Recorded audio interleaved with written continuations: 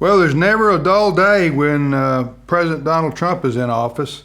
I'm Tim Wildman with Fred Jackson. You're watching Reason and Company. What's the latest, Fred? Oh my goodness! The president had an interesting weekend. I guess the big news is that he had a couple of representatives. The president did in Switzerland, meeting with the Chinese, right.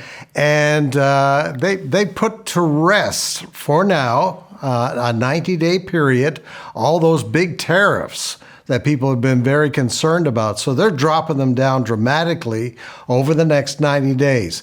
Now, perhaps, Tim, we shouldn't be too surprised by this.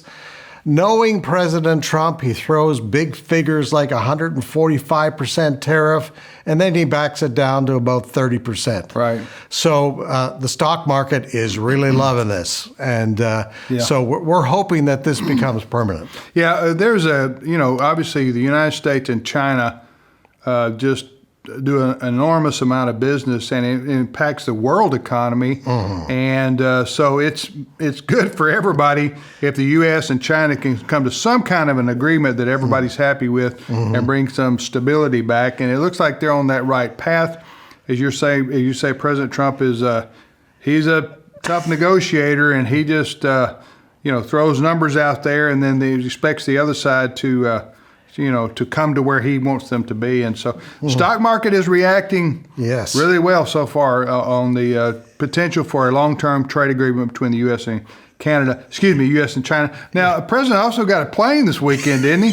Just somebody handed him a plane for a gift? The nation of Qatar said, Air Force One needs to be replaced. It's 40 years old. Hey, we got a spare 747-800 hanging around here. We'll just give it to you, President Trump. And President Trump says, hey, it's a $400 million plane. I'll take it. If you're going to give it to me, I'll take it. It's not for me. It's for the Defense Department.